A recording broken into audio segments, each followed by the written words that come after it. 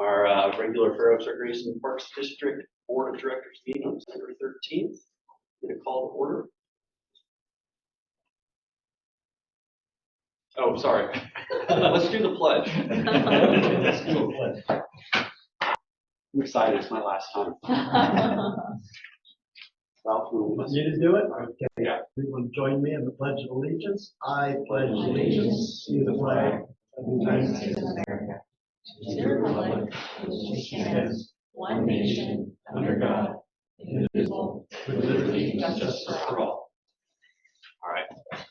Now we'll Chair Mound, I am here. Vice Chair Carhart, Here. Director Irwin, not here yet, Director O'Farrell, Here. Director Connect. Here. Presentations, proclamations, and recognition. Presentation to outgoing board chair, Darren Mounts. Oh boy, where are you going? Shouldn't you get that at the end of the meeting? Well, Darren, we've appreciated your leadership from a staff side here, and I'm sure the board has some comments as well. But what I want to do is just comment you on your community involvement, what you've done with the community, including this all, and the fact that you are a user of our parks and our system and a supporter of those, including the time you spent with FJ. So it's very evident that you care about your community and you care about serving your community. And I just want to thank you for that. Thank you. Appreciate it.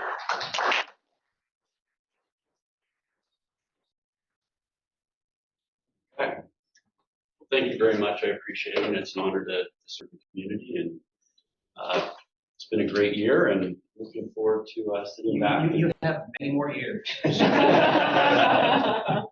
Once every 5 years, right? Right. So no, I am looking forward to supporting. Who do we have? Mr. Carhart as chair. Well, we'll see. Moving in. Well, at the end of the meeting. If we follow a standard procedure, I guess. Okay, great. Well, thank you very much. Moving on to item number 5, audience public comment on any non-agenda item. Any persons may address the board upon any subject within the jurisdiction of the Fair Oaks Recreation and Parks District. Each speaker is limited to a maximum of 3 minutes. Any matter requiring board action will be referred to staff or committee for a report and action at a subsequent meeting. Do we have any audience for public comment? All right, I will support a motion to approve the agenda. Move to approve. Second. Okay, all in favor? Aye. Aye. Moving on to the consent calendar. All matters under the consent calendar are considered to the board of directors to be routine and will be acted upon in a single motion. There will not be a separate discussion of any of these items unless a request was made prior to the time the board considers a motion to approve. Do you need a motion to approve? Well, first of all, I guess, are there any questions regarding the consent calendar? Okay. I'll make a motion to approve the consent calendar. I'll second. All in favor? Aye. To agenda items. Item 8.1, monthly Fair Oaks Youth Advisory Board report.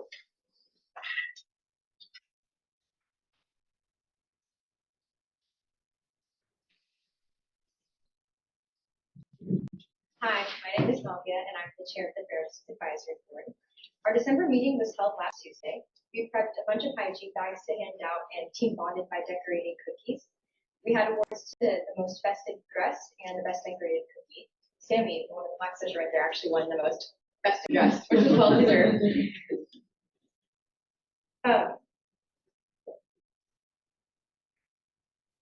We recently got our order of our FOIAP shirts. They're purple this year, and we were in perfect time for our commissioners to wear them at the tree lighting event, which was really nice. And the next opportunities for us to volunteer is going to be at the Easter extravaganza and the family dance, along with our monthly service projects. Thank you. Thank you. Awesome. Thank you so With the tree lighting with the booth there. Thank you for doing that. Yeah, it was so nice to see the new tree and stuff too. What organization did you donate the hygiene bags to? I'm unsure. I would have to ask our advisors for that. I think they go out to. Oh, okay. But I think it's a really creative idea. So thank you for doing that. Awesome. Am I wrong? Is this your group here? No, the only one in Webb is actually Sammy. This is okay. because, for government class, we have to go to a local government meeting. Oh. So Oh. I invited them all to. Now we see. Fulfilling a requirement in the school. All of this stuff, Yeah, right? all of it, yeah. I have 3 books. And one go through and one's still there. All right, thank you so much. Item 8.2, discussion of possible action on reappointments for the Bond Oversight Committee members. Yes, thank you. We bring this back to you. We actually originally brought it to you in your September meeting. You asked us as staff to go out and re-advertise the openings for the reappointments that we had. We did do that, and we reported to you in November about the advertising that we were utilizing for that. We did receive one additional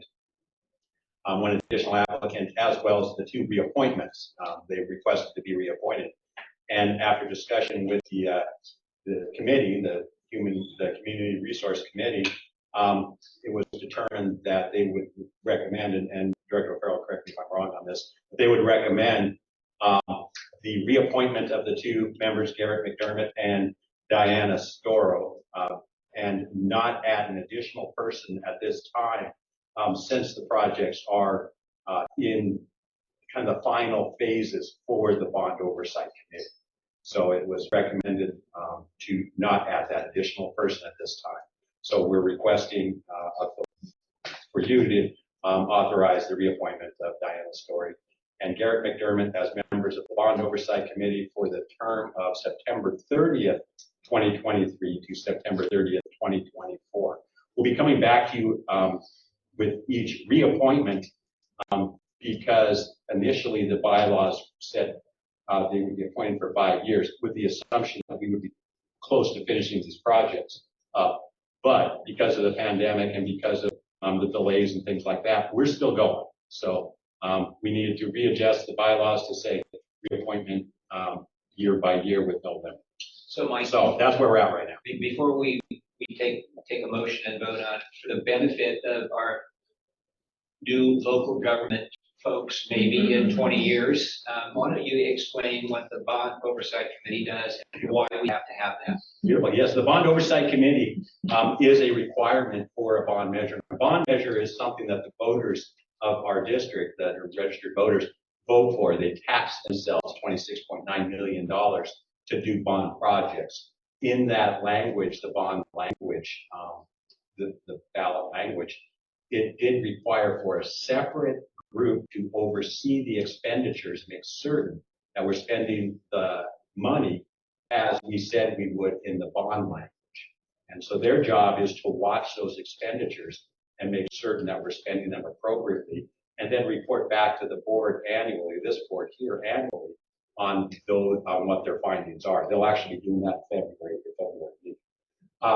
And so they are volunteers appointed by the board. They request to be on it. They care about the community and they care about the projects. So what are we doing with our $26.7 million? What are we doing with it? We are doing, we've done a few projects. We've built Spring Park, the brand new park. We've replaced all of the port in place or the padding on playgrounds. We've done a addition to the bike park. We've done some other minor projects like that, but the majority of the money is going into the Village Plaza Park area in the heart of Fair Oaks. That's $21.75 million of renovation, including a new amphitheater, which will have also a black box component.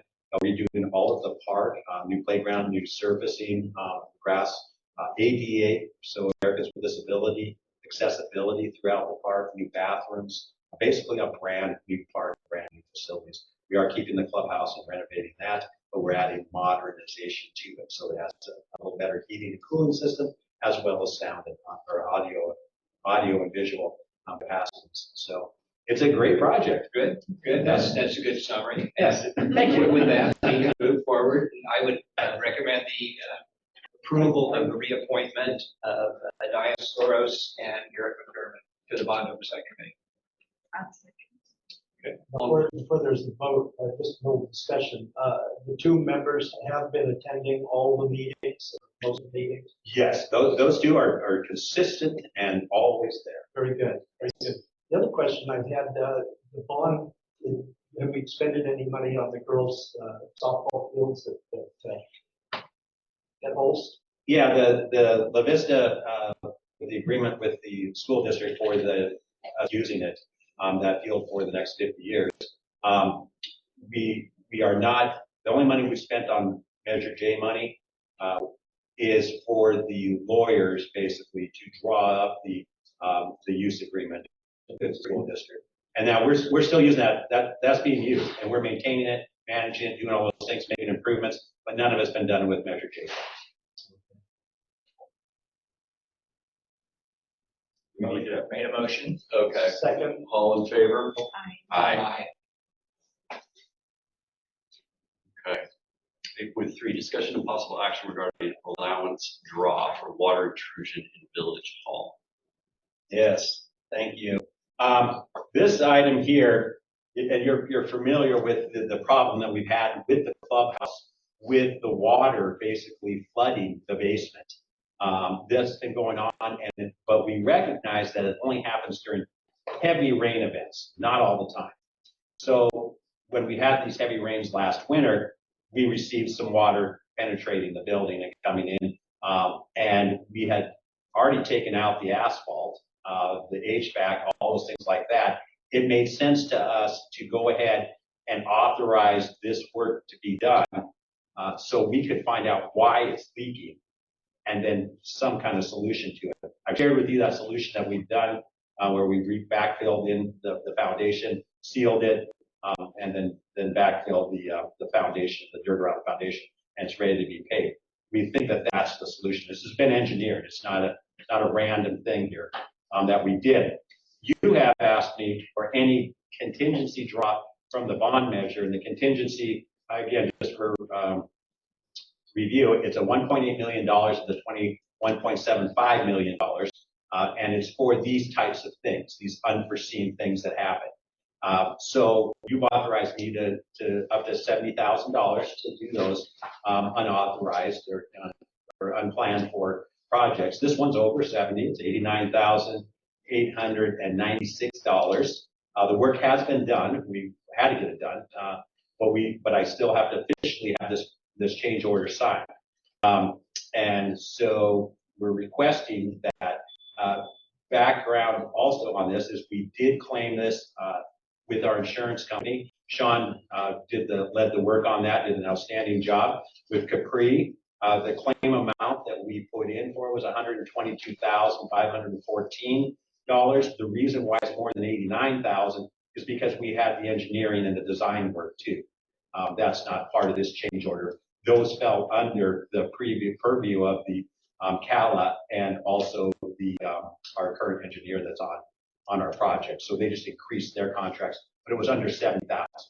So it's not coming to you, but I've let you know that that's part of the project. So we're going to pay it out of contingency, and when we get the insurance check, we're going to backfill. Yes, exactly. And we will receive a check for $120,514.50.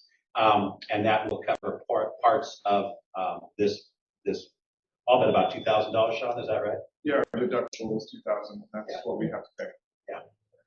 So great job on getting that insurance claim done. And they told me yesterday they had mailed the check to us, so we should see it. Checks in the mail. Yeah, exactly. So it'll reimburse the bond fund as well.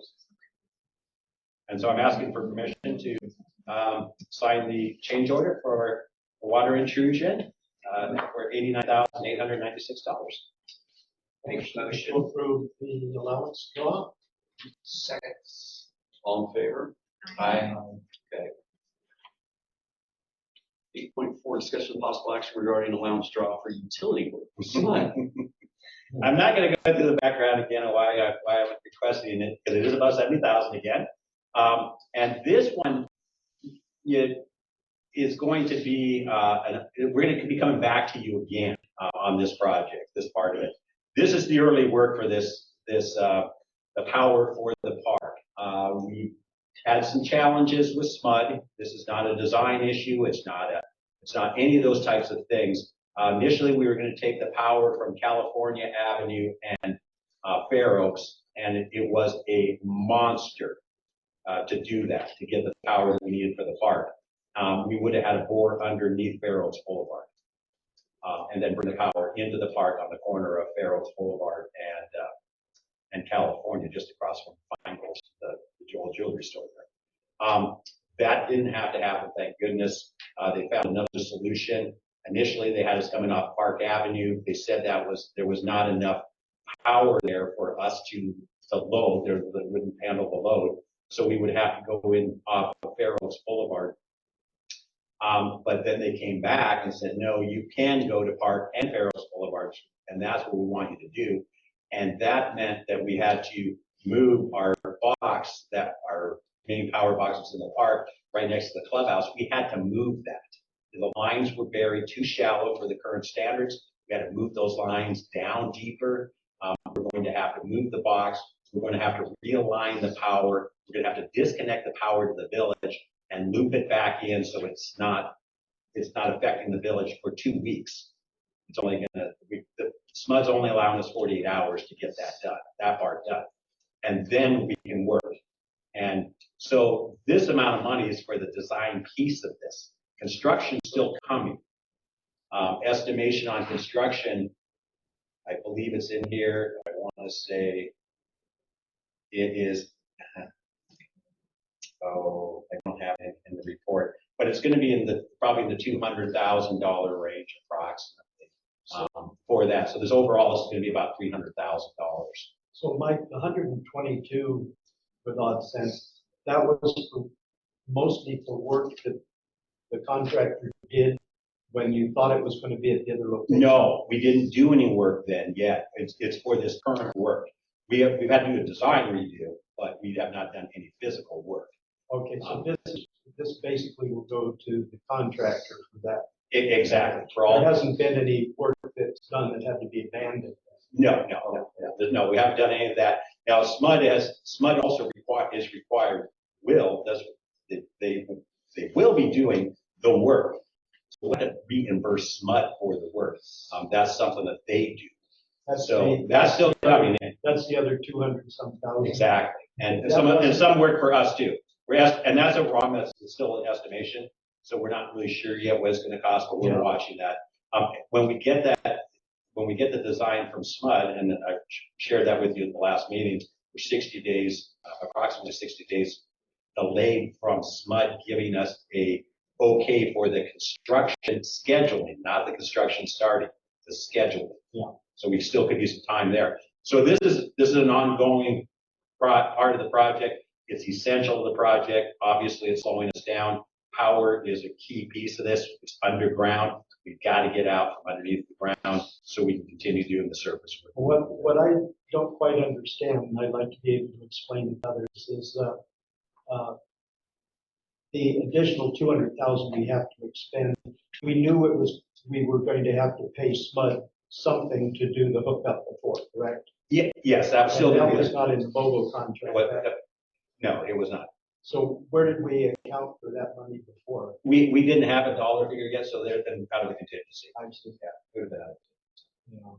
So is the panel, the junction box been removed from the tree yet? I don't know. Just a good example of what some of the small things we're dealing with.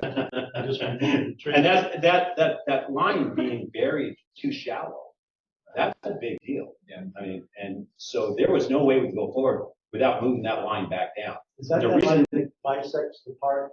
that was the line that came down from the transformer right there behind the clubhouse, kind of down the road there down to California Avenue. So once that was regraded, it was then determined that the line was too shallow, and we had to regrade that. Do we know who put that line in? I'm assuming SMUD, but I don't know for sure. Thomas Simpson. It wasn't us.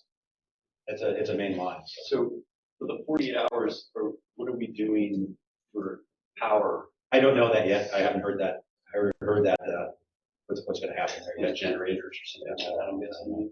And that's the maximum amount we can be out. So I suspect we're going to be. Because that's power to the village too, right? There's parts of the village that does power, correct? So we were going to bring the power across Fair Oaks Boulevard to that pole that's on the corner. That was on the corner, yeah. And that pole still serves some other business? Yes, it does have some other. Is there any chance we can get rid of that? How many businesses does that serve? I do not know that. Yeah, I don't know. So, And we still have the power poles that run up Park Avenue there. yeah, we just don't have any power poles in the park, which is nice. Too bad, while we're rebuilding the road, those couldn't be undergrounded by SMUD. Yeah, I know, that would be nice. so anyway, we're asking for authorization to sign the Ohio Straw change order for $122,878.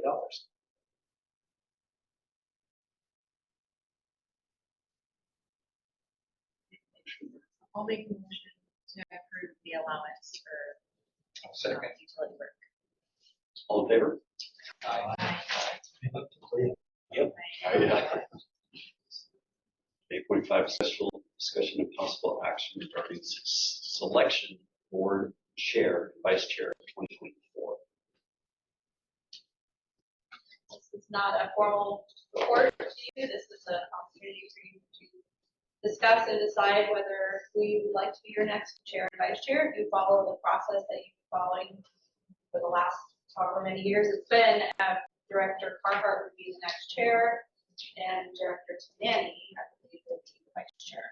Well, on behalf of my two fellow board members, I'm happy to suggest or recommend that we follow the regular rotation and appoint Ralph as chair and Linda as vice chair for 2024. I will second that. All in favor? Aye. Aye. Right. Steve. Congrats. Congrats. Well, there's one caveat. If you start droning on and on and on, I'm going to run down, I'm going to grab the gavel. Caveat. I can drone even if I'm not chair. You got that right. Okay. 8.6, discussion of possible action regarding the annual board of directors meeting calendar and committee assignments for 2024. This is your approval of the 2024 calendar, which is attached here. There's no, every meeting will fall on the third Wednesday of the month for next year. So there's nothing as usual, like we had this year with the second Wednesday in December. And then additionally, I attached to your packet the current committee assignment structure. And it's up to you to decide how you want to revise it if you want to revise it. Is everybody happy with their current, or does anybody want to make a pivot to a different I'm committee? good. I'm Good. I am good. Do you want to alternate the chair maybe and flip the chair to the other? That is a great idea. But keep the committees the same. Yeah. We'll do that. Just flip them from one to the other. Yeah. Okay, that's cool. I will make a motion that we stay consistent with the 2023 special committee assignments, and that we flip the chairs of each committee. And we approve these. And we approve the calendar for the board of directors meetings in 2024. I'll second that. All in favor? Aye.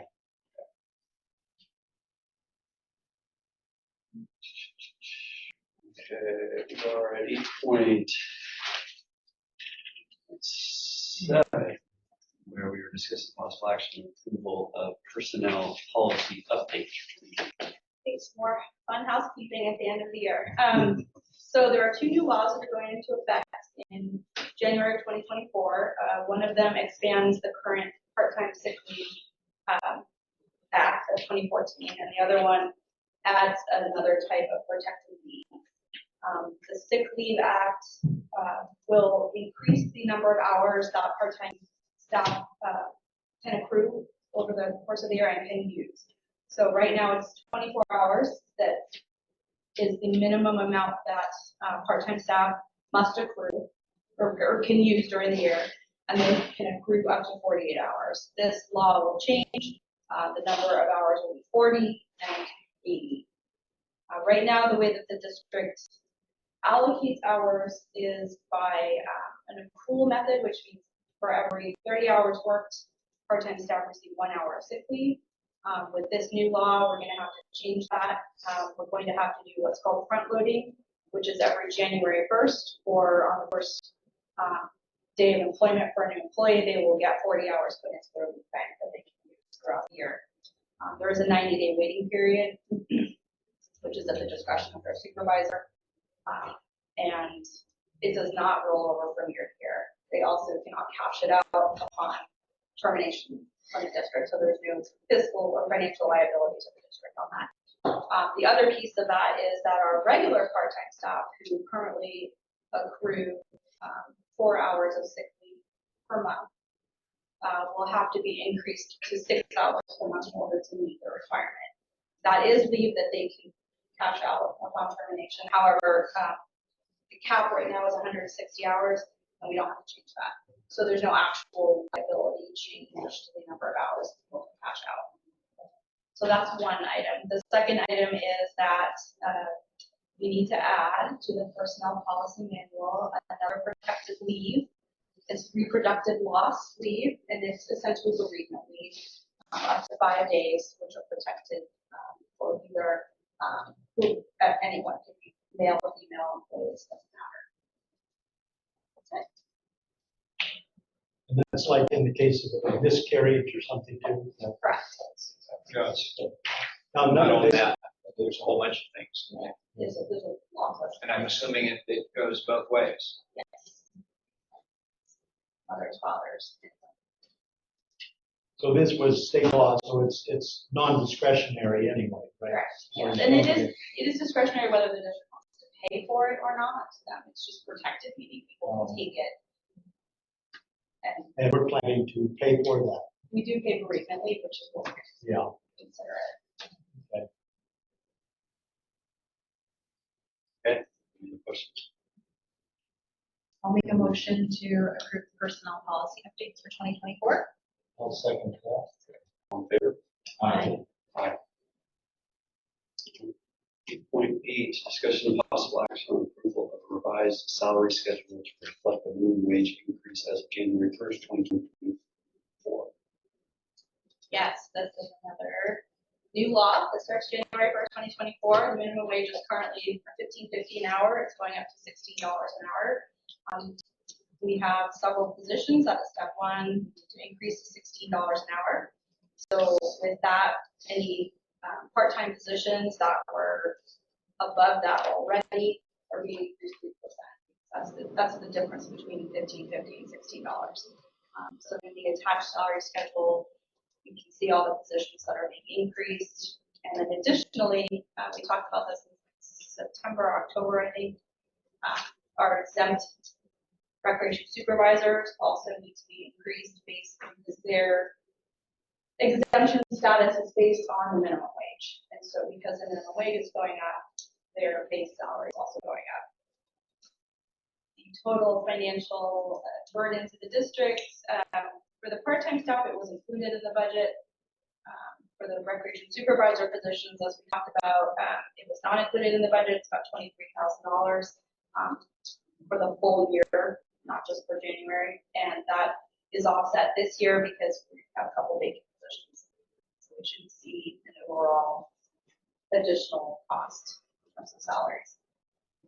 Ultimately, when all the increases go into effect, what will be the minimum wage according to state law now? 16 an hour. But That's for exempt staff, I think I put it in here. They need to make an hourly wage of $32 an hour. No, but for the minimum wage for our other staff, it's 16. Will it continue to go up in a few more years too? I don't know. They stopped telling us. Like we find out a few months ahead of time. I don't know. I know what you're alluding to because originally it was a step program. Where Yeah, it was a 5-year step program, but then they just kept increasing it. And inflation goes up twice as much, so. Right.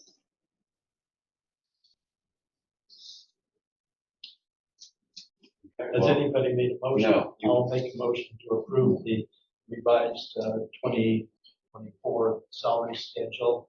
I'll second. all in favor? Aye. Aye. Okay. Moving on to board and staff reports. Do you have any items from our board members? I just have a question. Mike, I got a note from one of my buddies who lives right at the top of the entrance to Sailor Bar, and he asked me if the county was opening the Sailor Bar up to automobile traffic. Do you know anything about that? I do not have heard anything. Because I run those roads. Yeah. 3 or 4 times a week. There has been some grading and some stuff going on. Okay, so something's happening. Something's going on. Right. Yeah, there's definitely been work. Well, the other thing that you and I need to do is circle back to Ms. Bells after the first of the year Yes. and continue our discussions with her. And it looks like they're doing some work down in that area. Good. So, it's very exciting. Yeah. That's very exciting. I don't have anything other than that. But I won't drone on too much, but I noticed there was a good article in the American River Messenger about the bond project. That was well done. And I found that very effective. Shauna wrote that up there. I had the pleasure Saturday, a week ago Saturday, and lighting, I didn't really light the Christmas tree, I just counted it down. That was a lot of fun. And thank you. Is Mary here? Is that She is not here. I thank her for giving me that pleasure. Other than that, Merry Christmas, Happy Holidays.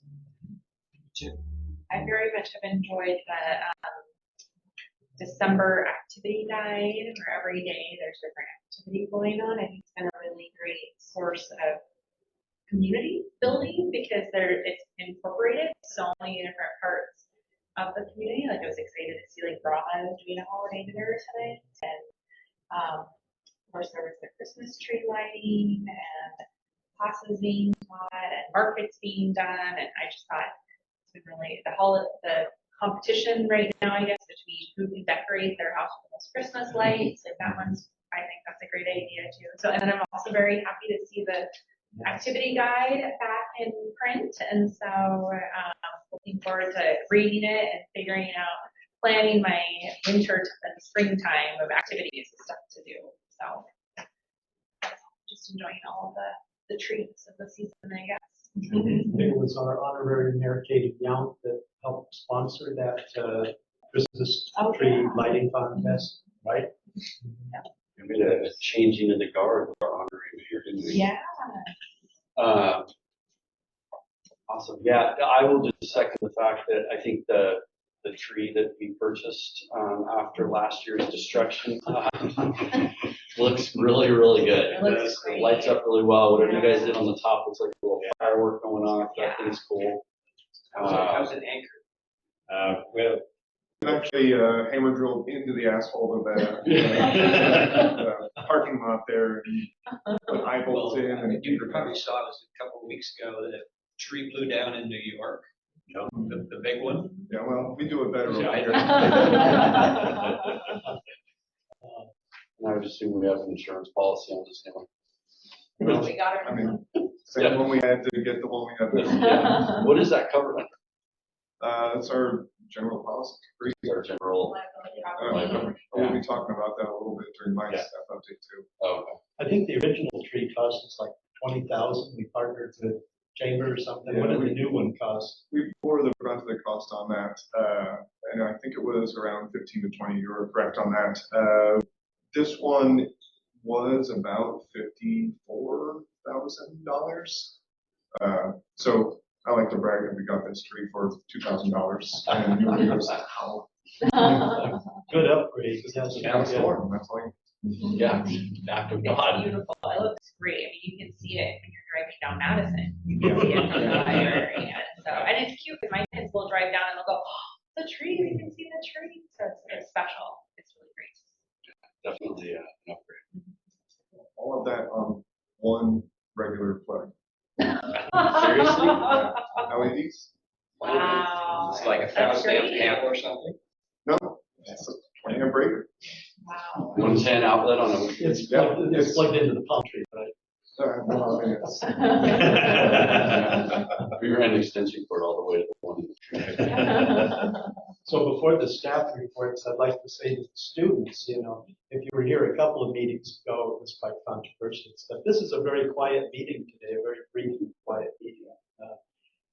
If you go to other councils or special district meetings, you might find them a lot more intense. We usually are very collaborative, seldom disagree on votes, even though we come from a whole bunch of different backgrounds and philosophies. But we try to represent the people of Fair Oaks as they would want us to. Well said. I concur. I don't have anything else, so I guess we move on to items from staff.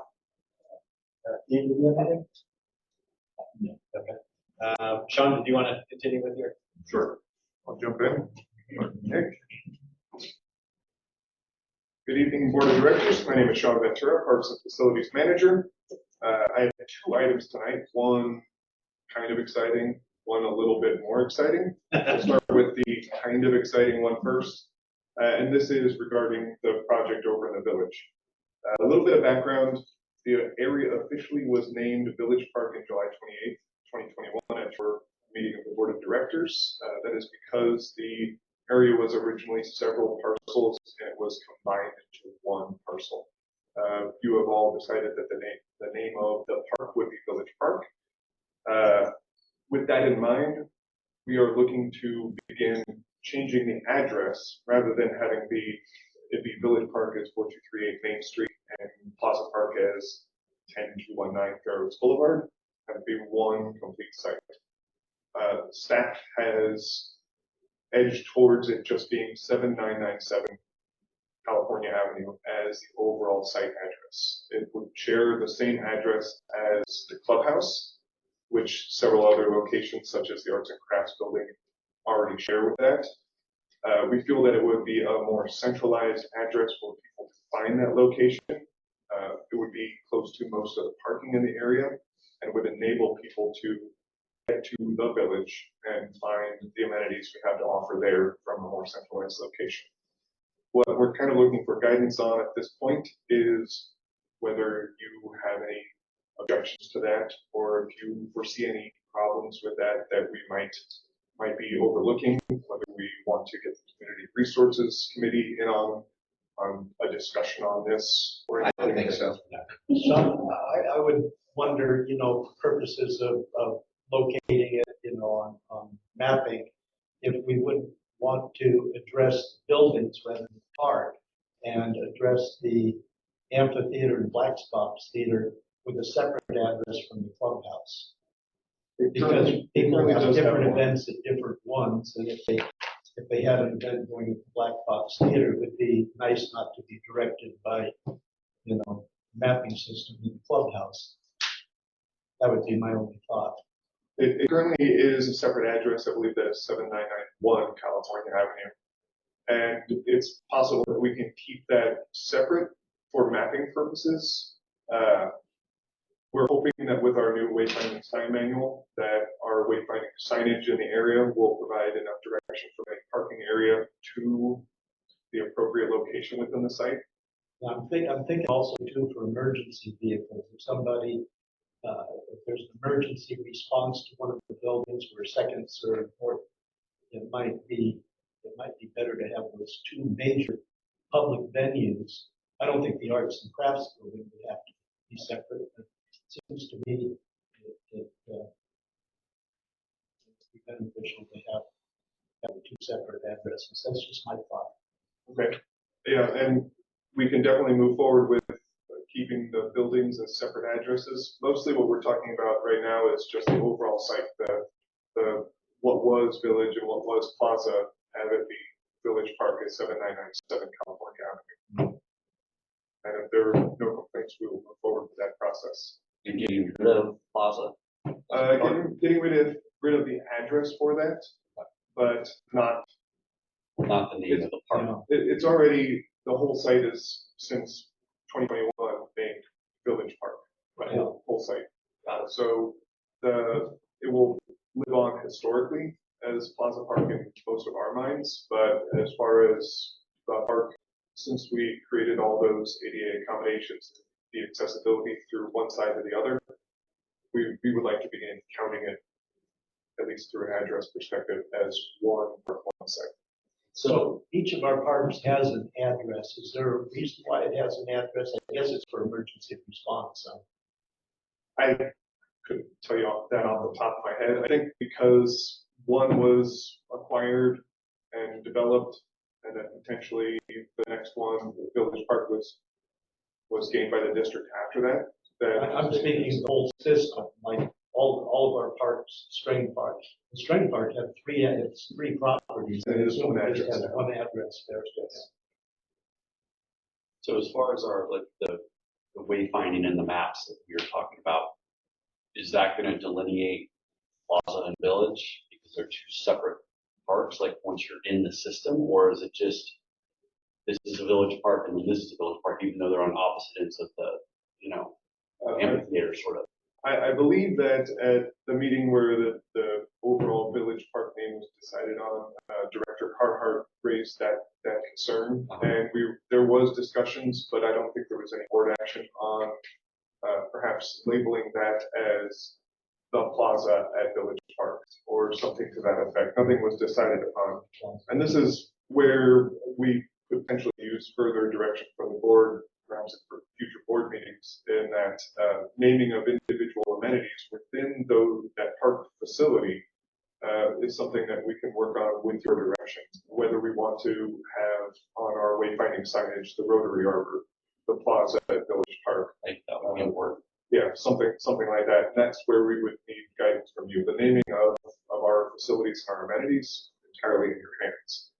The Well, the address, architecture calls for bold lettering on each of the buildings as to what it is, right? that I think and we've already- for identification from emergency services. Yeah. That's the most important thing, is if somebody needs, ambulance or fire department or something, they go right to the right building. I think it makes sense though to use the address of the clubhouse as the park address. Like that. But otherwise, for the facilities, at least the amphitheater board would direct that we would keep the separate addresses for those two. Okay, duly noted. And then one subtopic on this. The topic of discussion among staff has come up in February 17, 2021, during your board of directors meeting. The name for the community center was decided upon as the Fair Oaks Village Park Community Center, without changing that also the Veterans Memorial Amphitheater would remain the same. And with the prominent lettering on facilities and the overall name being called the Fair Oaks Village Park Community Center and Veterans Memorial Amphitheater, with lettering being roughly about a foot tall and maybe half a foot wide, with turning as appropriate. I think the thing that's most important to the community, and I've heard it before, is that we continue to call it the Veterans Memorial Amphitheater, even though we've changed it substantially. And we would not be changing that. I would say we would look for guidance from the board with how broad that label is for that facility. If perhaps we could come back and work with the board or some committee of that board to perhaps abridge that name a little bit from the Fair Oaks Village Park Community Center and Veterans Memorial Amphitheater to perhaps something else that is something. You could probably do away with the Village Community Center and leave off the Fair Oaks. I think people already know the Fair Oaks. Community center. I mean, I still very much like clubhouse, but. The clubhouse staying the clubhouse. Yeah, we're talking Oh, about the the new, entire- this is the new This building. is just for the Oh. amphitheater. That would all be on the amphitheater. Oh, that's a lot. Yeah, it's a lot. That's a lot of work. Yeah. We're hoping to maybe receive guidance from the board to maybe go back to the committee to reevaluate. Would it be appropriate to call the whole thing the Veterans Amphitheater and Community Center?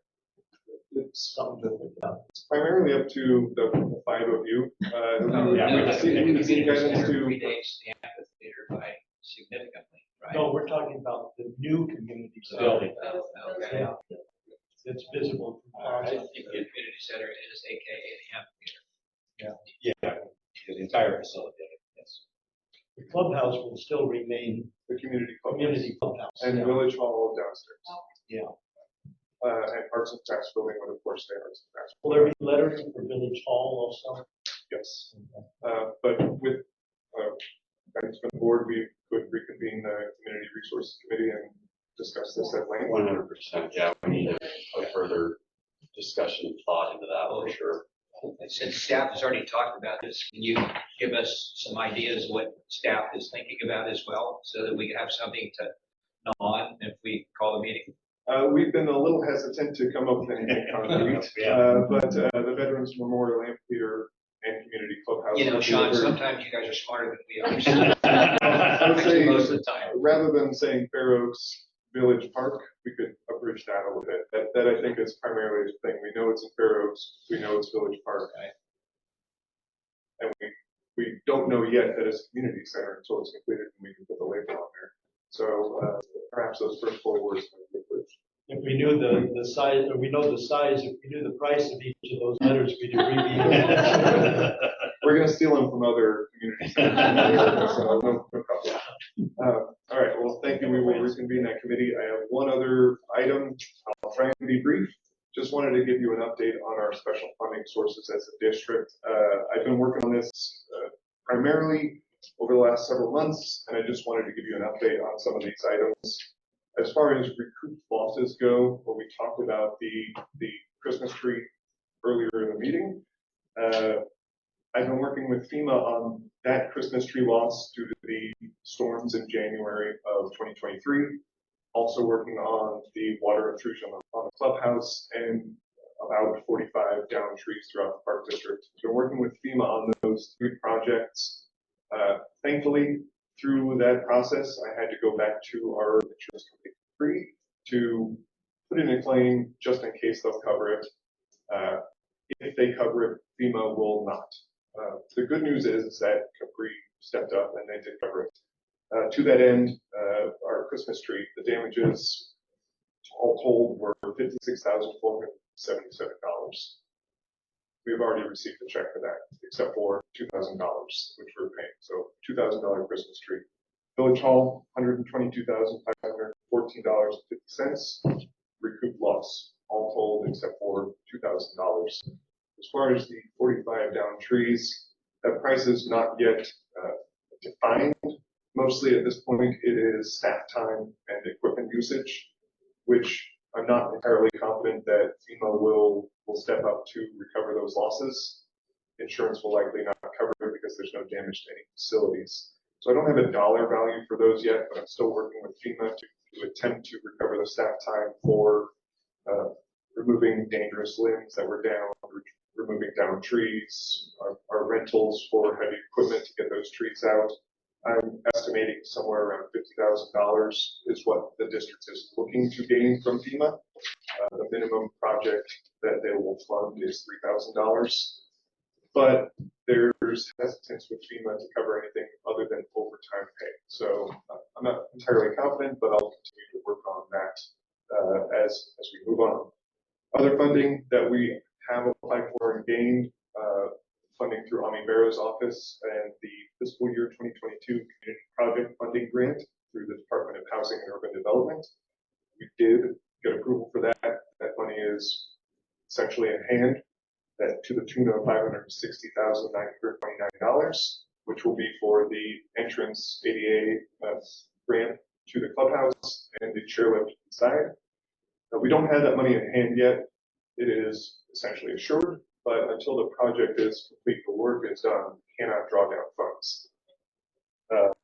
We have applied for the Land and Water Conservation Fund grant through the California Natural Resources Agency, Department of Parks and Recreation, to the tune of minimum $1.364 million, maximum $2.728 million.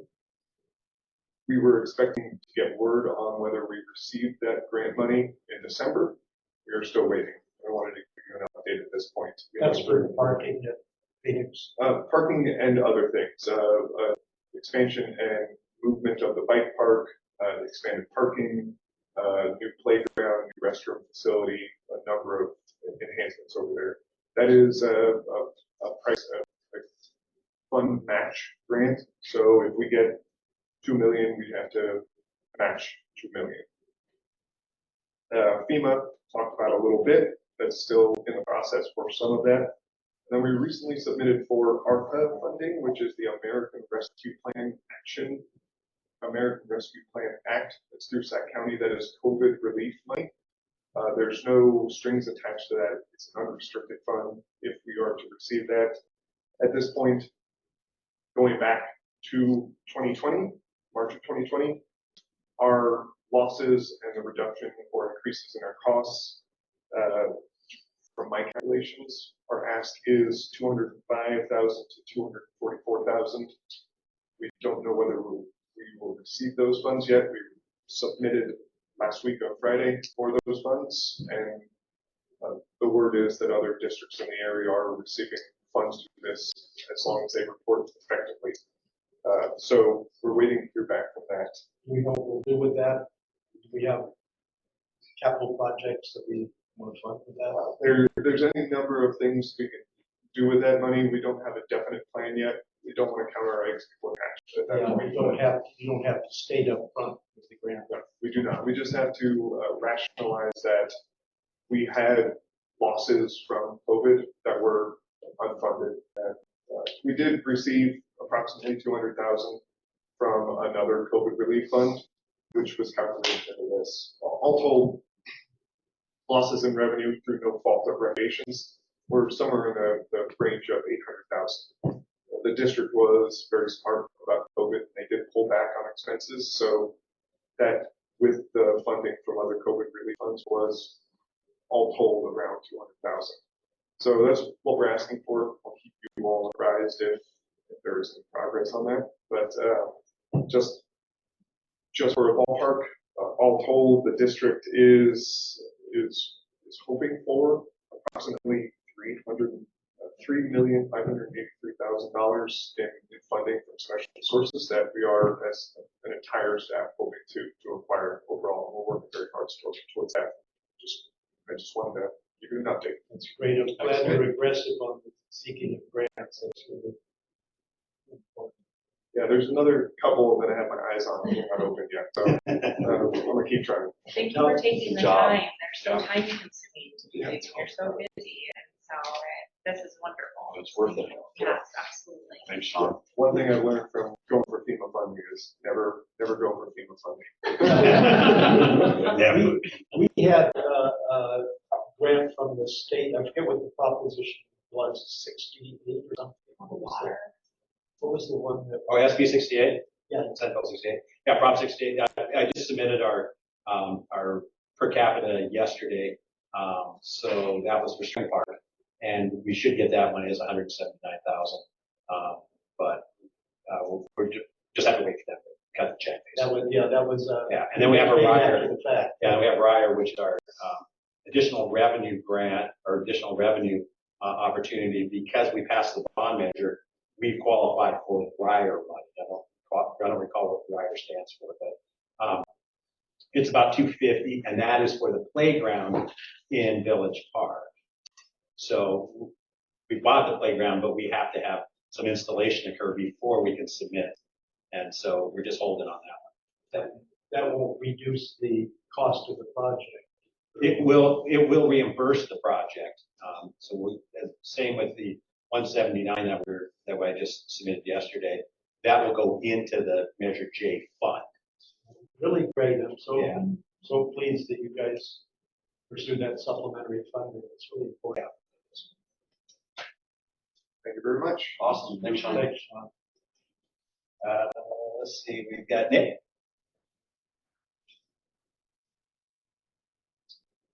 Good evening, board directors. Nick Davison, recreation manager. I'll be rather brief with my updates as you guys actually talked about some of my updates during your updates. One of those before you is activity guide. The winter spring guide is the first guide that we have printed since the pandemic. We've been partial with our guides since that hit. Pricing for activity guides printing has gone up significantly since we originally printed. So staff was tasked to reduce the amount of pages, but still keep all the pertinent content in the activity guide. So you will see less less pages, but more content per page to get what's necessary out to the community. The staff did a great job on that. We're excited to see the results that come from printing the guide again, and hopefully we'll get more and more people involved in activities and programs that activity guide. And that should be in the mailbox, hopefully by the end of this week, if not early next week. It's going to the post office tomorrow. As Director Tamani mentioned, we are full into the holiday guide and spreading Christmas and holiday joy throughout the community. And actually tonight, staff is out doing the very popular Santa stops.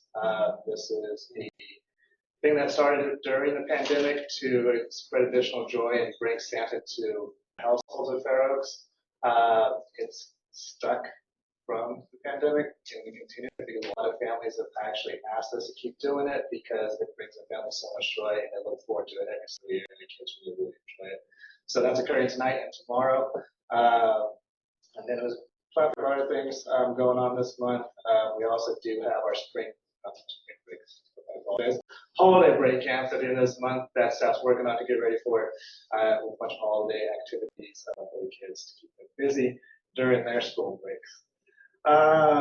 And then lastly, we do have our staff holiday party this Friday. I know we've heard from a few of you. If your plans have changed and you are able to go, or if you have not RSVP and still like to go, we'd love to have you. It's not too late to just let me know. That's all I got. Thank you. Excellent. Excellent. Jen Schuler, did you have anything? Hi, can you hear me? Yes. Yes. Loud and clear. Excellent. Good evening, Board of Directors. This is Jen Schuler, your Arts and Entertainment Manager. I'll try and make this really quick so we can get on with our evenings, but I wanted to update you that I have been in communication with the Fair Oaks Foundation of Leisure and the Arts, and we've been back and forth about what their bylaws look like in order to transition them to being our full-time foundation. So next meeting, hopefully we can come to you with approval to go to legal with those bylaws to finally have something agreed upon, and we can move forward. So that's all I have tonight. Thank you, guys. That's great. Thank you. A couple of things here. I might as well just share some more overages that are coming your way. And they're not on the agenda yet, but they will be. We have what's called fire blocking that we need to do inside the clubhouse, and also inside the amphitheater building. This is a interesting requirement that came up, not through design, but through inspection. When the inspector came in, he said that any time between the studs and that go up, and there's a gap, and you drill through the stud to put conduit, for an example, if you could shine a flashlight and you could see light coming through that, you needed to fire cock that. Even though you have fire cocking or fire suppression throughout the wall and throughout your system. So inside, to keep that fire from flaring up through those spaces, that would be the requirement. Our architect had never heard of that. Our construction management teams have never heard of that. We ended up going back to the head inspector for the county, bringing them on site and getting some more clarity. We actually got able to get it reduced to a 10 by 10 sections instead of the entire wall. There's still quite a bit of that to do, though, and they allowed us to do a little more affordable product that would still rate the fire ratings necessary. So you're going to see $140,000 somewhere in that neighborhood, a change order coming your way to get this work going. So I just want to bring that up to you ahead of time, letting you know that we've spent a ton of time on this, and we've been meeting with the inspectors and with the head inspector, and we've done all of the research necessary to find out if this is something that has to really happen, and it really does. So the ultimate authority is the county inspector. There's no appeal to that. And so that's what we're going. So just wanted to give you that heads up. So we'll bring it back to the year. It's a change order. It's going to be a change order at some point. It might be less than that. We're going to do it on time and material. So we're hoping once we start, it's going to be a lot less. But we'll see. No guarantees. Project's going along okay. We've had some rain problems, obviously. And again, rain is one day, but getting ready for rain is a day. Rain's a day. Drying out from rain is at least a day. So all of that takes time. Just kind of keep that in mind as you're seeing things not happening. That's some of the reasons. Our SMUD work is also a challenge, as I've mentioned. That's keeping some parts of our project from happening. Not all of it, but some parts. And that affects other pieces. So it's a domino effect. And then our road work, we are going to continue that. That is going to probably need some assistance from the board as we get into the additional costs for the road. We don't have that figure yet, but it's going to be substantial because of the grade of the road, the subsurface of the road, all those things I've shared with you in the past. Those are still coming forward. But we do want the county's financial participation in that. And that's the level of that participation is going to be the piece that we have to kind of walk collectively together. So that's what I have. Answer any questions on that? I've had a couple people ask me just about the roof. Me too. Is there anything that's specific that's delaying this thing? Like, why does it take so long for a roof on? Yeah, and if you can look at the roof there, you can see that in the top section of the walls, exterior walls, we have to get up on the roof to do that stucco work. So you can't walk on those tiles like that. You can't do that kind of work. So it's stopped until we can get that stucco there on that upper section. And there was a little delay on that because we had to have an inspection still for that, for the bonding mechanism for that stucco. That's been done, and you can see that they put that black coating on now on the walls, exterior walls. And so it's moving along. It's just they just can't walk on the roof. Right. So to get that done. Yeah. So again, it's those things that affect something else. You know, a slow inspection affected the fact that we couldn't do the roof. Right. So we'll get the roof done. That's just okay. Good question.